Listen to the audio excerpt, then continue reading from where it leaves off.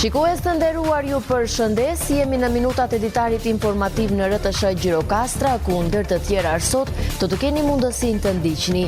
Sot besimtarët Bektashian festojnë Sultan Novruzin, një nga ditët më të rëndësishme të kalendarit të tyre shpirtëror. Që në orët e para të mëngjesit, ata janë drejtuar drejt e qeve për të marrë pjesë në ceremonitë fetare, nga ku kanë përcjell mesazhe dashurie dhe solidariteti.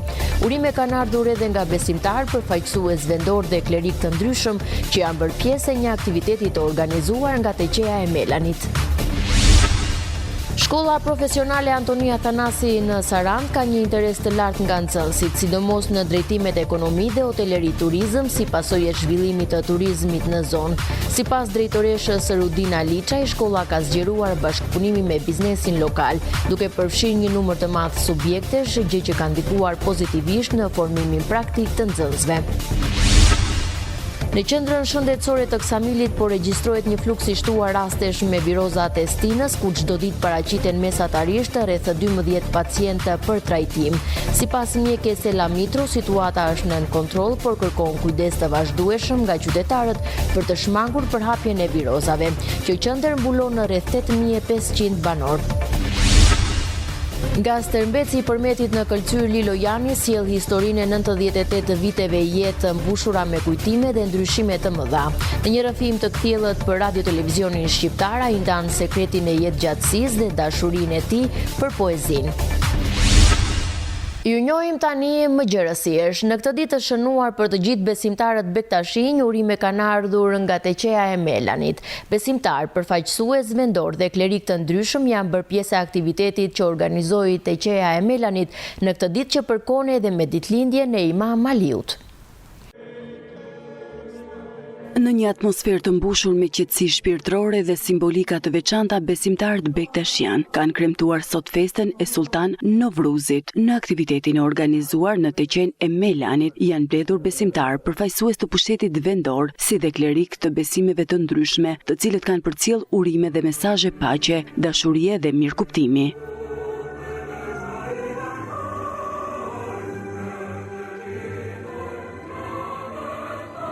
Pikërisht në një ditë të tillë, kaq të veçantë, Zoti puri në gjinjen e njerëzimit Aliun e Madh, e që nga kjo ditë njerëzimi pati më shumë dije, urtësi. Dhe kuptoi më shumë dhe më mirë më thellë krijuesin e tij dhe besoi në të, siç nuk kishte besuar kurrë deri në atë kohë. Pra jo më kod 22 marsi është ditë e madhe e gëzimit për të gjithë muslimanët Bektashi në botën aliane në përgjithësi. Është festë e ditës së re, festë e Nevruzit. Por mbi të gjitha është ditë e lindjes së të madhe Italijës, sepse nëse dimri prapë do të na kthehet. Një ditë e rësira e padijes nuk mund ta pushtojë shpirtin e njeriu. Pas ardhjes në këtë botë të Imam Aliut, veç në dash të vetë njeriu një gjë të tillë. Pra më lejoni edhe një herë të juroj me këtë rast. Qofshi të bekuar kur do herë në punën tuaja, të mira e paqe vëllëzëri, Shqipëri në paqe, mbarësi, lulëzim. Zoti ju ndihmoft e ju ndriçoft në rrugën. E u largoft nga çdo e ling nga ju, e ju lën njerëzi. Në radhë të parë, dashuri për njëritetin, sepse kjo është gjëja që kemi nevojë sot më shumë se çdo gjë tjetër. Kërkoni nga Zoti, lutuni për paqe, urtësi e dashuri. Na ruaj nga të ligat e kësaj bote, na jap forcë, vullnet për të bërë vetëm punë të mira. Festimet të Sultan Novruzit vijojnë të shërbejnë si një urë bashkimi mes njerëzve, duke sjellë së bashku komunitetit një atmosferë uniteti, respekti dhe harmonie.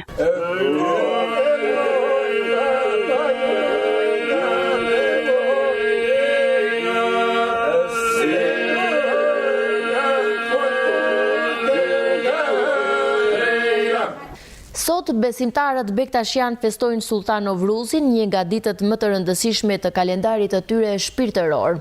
Që në orët e para të mëngjesit ata janë drejtuar drejt e qeve për të marrë pjesë në ceremonitë fetare. Në këtë festë që përkon me ardhjen e pranverës dhe simbolizon lindjen e Imam Aliut, besimtarët përcollën mesazhe dashurie dhe solidariteti.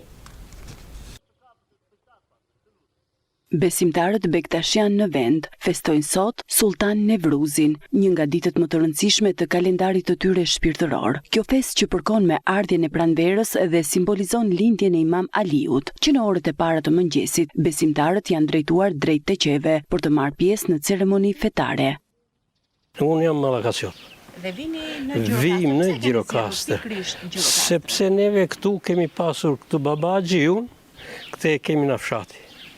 kemi pasur këtë dhe jo vetëm që këtu është vendi bekuar dhe duhet vijim, po neve më shumë na tërheq edhe kjo qenia e babait këtu, edhe vijim e respektojmë dhe këtë edhe vendin e bekuar këtu.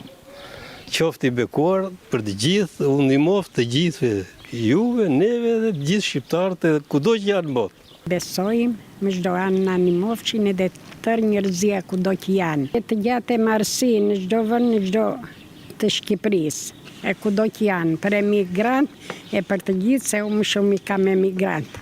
T'i falë Zoti e më në marrësi me çdo vend e jetë të gjatë. Dita e Sultan Afruzit është një ditë e madhe, fest për ne Bektashin dhe me shpresën, me ndihmën e Zotit, unë përpiqemi, mundohemi që të realizojmë gjithçka që kemi në jetën tonë përditshme. Ne thjesht besojmë, nuk kemi praktikantë, po këtu vim shpeshherë dhe tek baba Xhiu. Për besimtarët, Sultan Nevruzi nuk është vetëm një fest fetare, por edhe një mundësi për të forcuar lidhjet mes njerëzve dhe për të ndarë gëzimin me të afërmit dhe komunitetin. Zuar festa Nevruzit, mbarësi për gjithë shqiptarët. Unë edhe pse me fest tjetër, jem martu ke musliman, Nevruz është burri emni, Nevruz është festa, qofti marë për gjithë. Nuk di dallim feje. Jemi njësoj gjithë, si Pashkët, si Nevruzi, si Bajrami, për mu janë njësoj gjithë. Kam gjetë qetësi shpirtënore në 2 kratë. Jam e bekume pse, jam në 2 kratë. Bëjmë vizita, shkojmë. Në qofë se kim pas në mërie në e gjënë, pajtohemi, i harrojmë, i hedhim më se është dita mu pajtohë, ditë shenjta. Kjo ditë konsiderohet si një moment të reflektimi dhe ripërtritje shpirtërore, ku theksi vihet tek dashuria për njëri tjetrin, solidariteti dhe bashkëtesa në harmoni.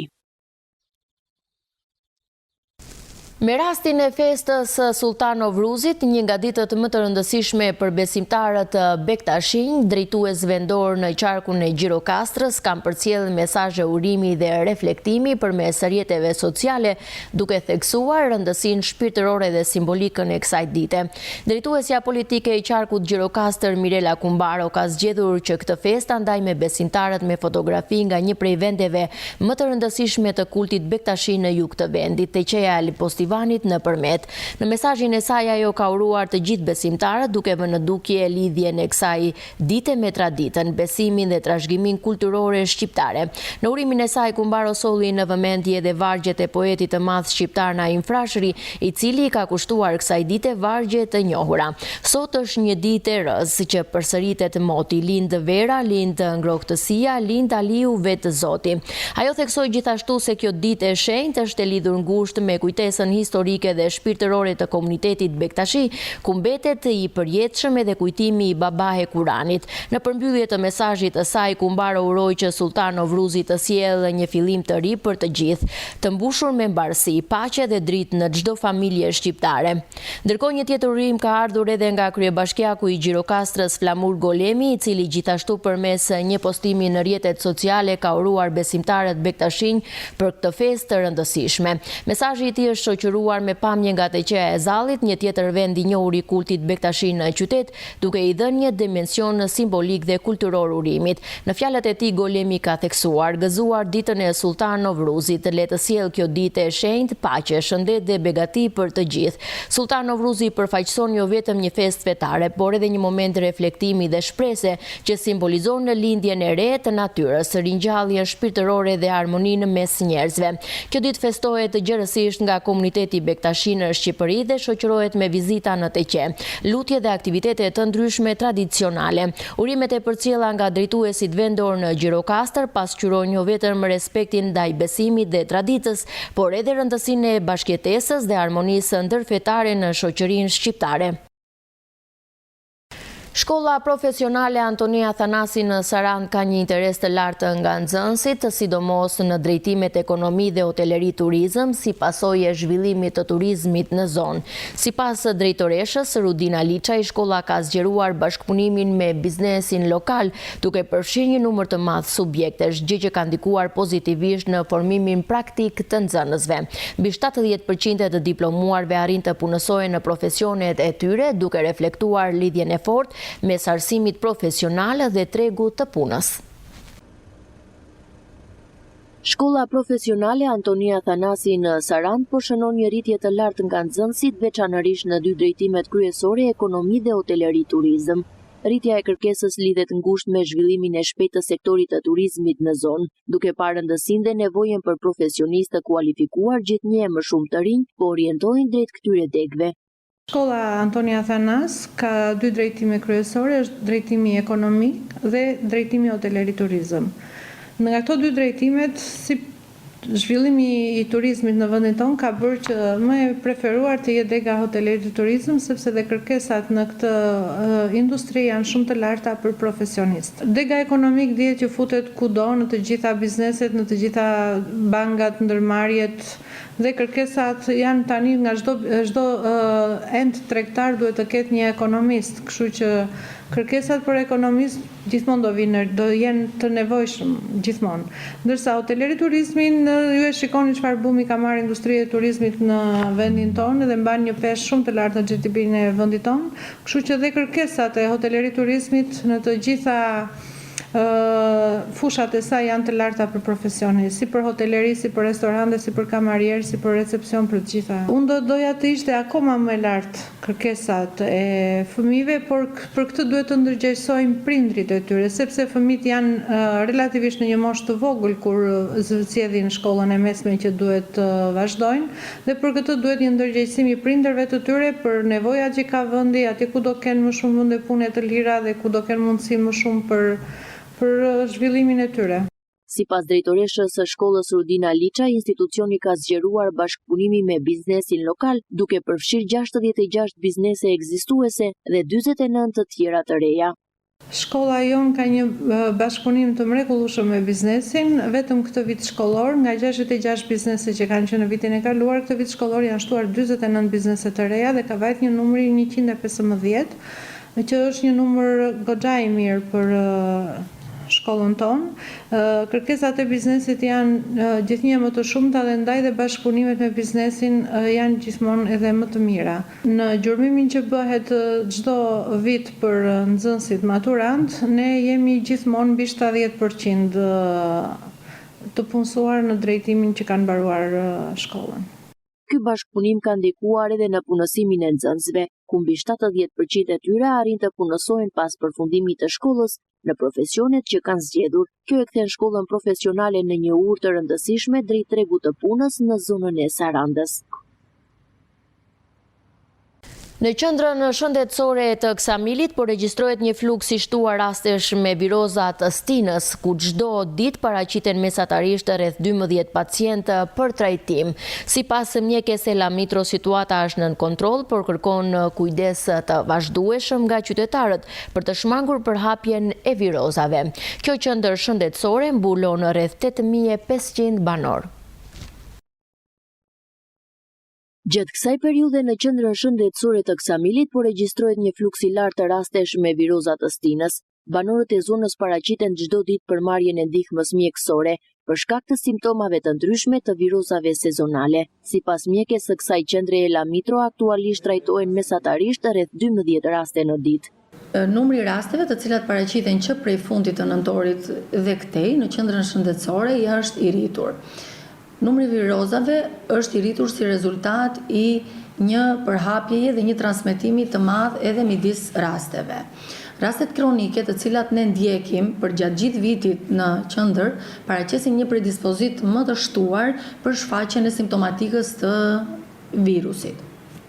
Këto raste paraqiten tek ne dhe ne i ndjekim brenda mundësive tona edhe ditë për ditë sipas ecurisë të gjendjes për të parë vazhdimsinë e situatës. Në rast se situata përkeqësohet, ne kemi sigurisht një komunikim me Spitalin e Sarandës, ku rasti referohet për ekzaminime të mëtejshme, qoftë laboratorike, qoftë imazherike. Ajo bën me dije se gjendja është e menaxhueshme, po kërkon vëmendje dhe kujdes të shtuar nga qytetarët për të shmangur përhapjen e mëtejshme të virozave. Të sëmurët kronik nuk duhet e para të neglizhojnë terapitë e tyre të cilat kanë për diagnoza të cilat ata janë të diagnostikuar prej vitesh.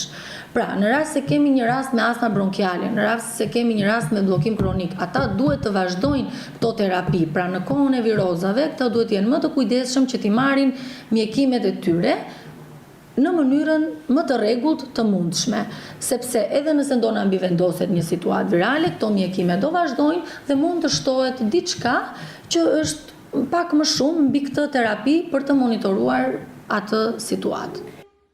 Bluzat e bardha kanë dhënë gjithashtu disa këshilla për banorët, duke i udhëzuar të respektojnë masat higjieno-sanitare dhe të kërkojnë ndihmë mjekësore në rast simptomash. Qendra shëndetësore e Ksamilit mbulon rreth 8500 banor të zonës.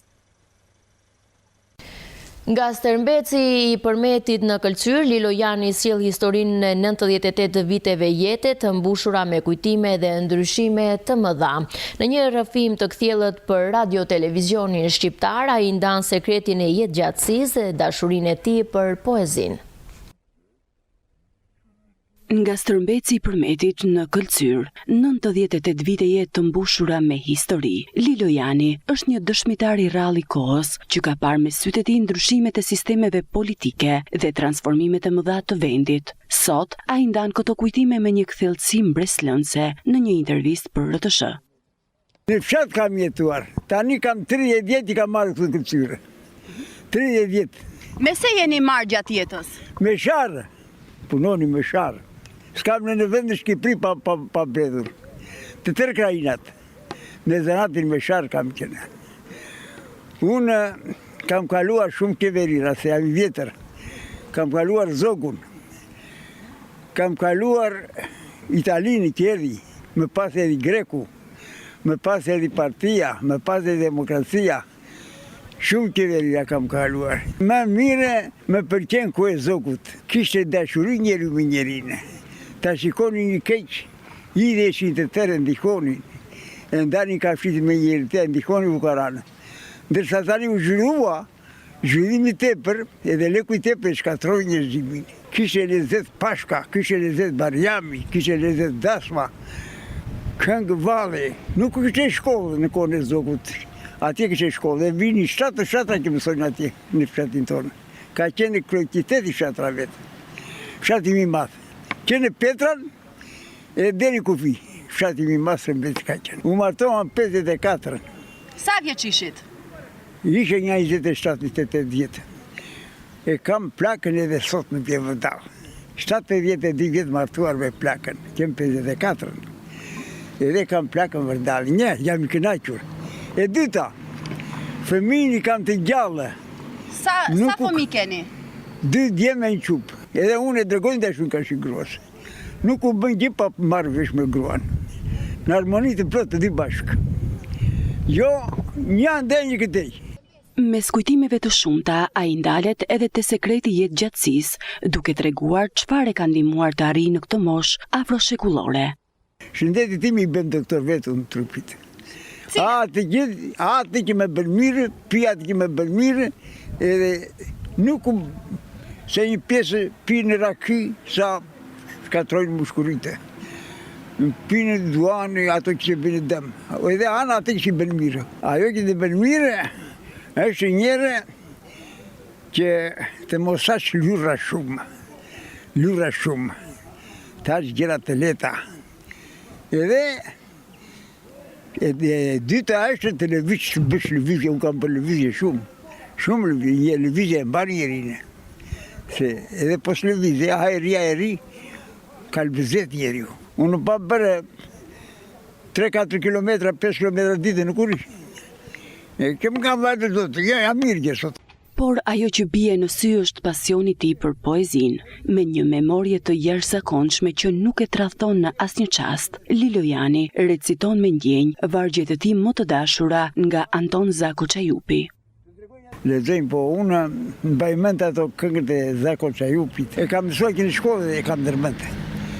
Që vituaj një punë e madhe, e bukur por si sorkave, nga gjithë shoqjet e quar, të tërë trimat e duan, për të tillë bukuri, kush nuk ka dashuri. Një ditë që vini krua, duke etur mi thua, poj që një trim turp të marre, tjetër herë se kish parë, roba ti kishin drinin, dhe armët i vetëtinin. Kur rodhi sy të pa, vito të duaj tha, vito të marrë grua, po vito të trupërua, po më shumë i rua, dhe i përgjeti se për mua, se unë i tjetër dua, se me një bëse një sua, po mere fjallën prapë dhe shko me vrapë. Tek Lilo Jani nuk jeton vetëm me shkuara, por edhe një urtësi që flet për të tashmen, një kujtesë se vitet mund kalojnë, por vlerat dhe dashuria për jetën mbeten të përjetshme. Ishim në minutat e editarit informativ në RTS Gjirokastra. Unë ju falenderoj për vëmendjen, ju uroj shikim të këndshëm të programeve tona në vijim. Bashkë, miru pafshim.